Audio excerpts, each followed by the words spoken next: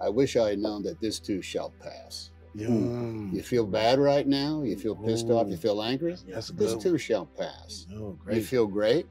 You feel like you know all the answers? Yeah. You feel like that everybody finally gets you, and there you are. Yeah. This too shall pass. Time is your ally, and if nothing else, just wait. Just wait. Just wait it out. Early American Naval Commander John Paul Jones said, "If fear is cultivated, it will become stronger. If faith is cultivated, it will achieve mastery." Fear is whispered in our ears and shouted in our faces. Faith must be fostered by the man or woman you see every day in the mirror. The former forever snaps at our heels and our synapses and delays our course. The latter can spur our boot heels to be wandering, stimulate our creativity, and drive us forward. Fear or faith, which will be our master? 3 men found that they could no longer sleep because of their deep-seated fears. This is a story I'm telling.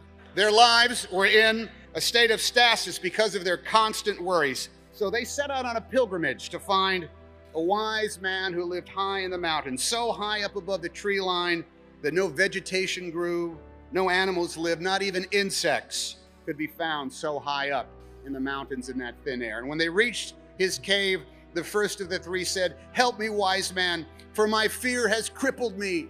"What is your fear?" asked the wise man. "I fear death," said the pilgrim. "I wonder when it is going to come for me." "Ah, death," said the wise man. "Let me take away this fear, my friend. Death will not come to call until you are ready for its embrace. Know that, and your fear will go away." Well, this calmed that pilgrim's mind, and he feared death no longer. The wise man turned to the second pilgrim and said, "What is it you fear, my friend?"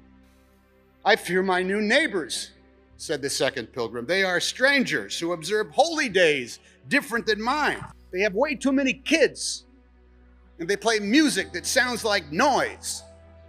"Ah, strangers," said the wise man. "I will take away this fear, my friend. Return to your home and make a cake for your new neighbors. Bring toys to their children. Join them in their songs and learn their ways. And you will become familiar with these neighbors, and your fear will go away." Well, the second man saw the wisdom in these simple instructions and knew he would no longer fear the family who were his neighbors. The wise man turned to the last pilgrim and asked of his fear. "O wise man, I fear spiders. When I try to sleep at night, I imagine spiders dropping from the ceiling and crawling upon my flesh, and I cannot rest." "Ah, spiders," said the wise man. "No shit, why do you think I live way up here?" Your career as human beings is to stand on the fulcrum between fear and faith. Fear at your back, faith in front of you. Which way will you lean? Which way will you move? If you're as old as 29, you have a different set of chops and perspective. You have a different, believe it or not, wisdom than you did when you were 24. And I think about every 5 years, I went through some sort of process of re-examining where I was in life, you know, as a man, as well as an actor.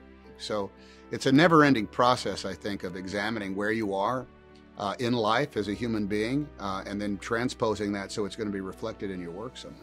Do you learn something every time out? Oh, yeah, without question. Sometimes you learn what not to do, in all honesty, you know, a mistake not to make next time, but what shortcuts you can't take. Is anything missing in terms of when you look at, you know, the sort of craft of acting that you wish you had, you know? Oh, well, it's always a battle against self-consciousness.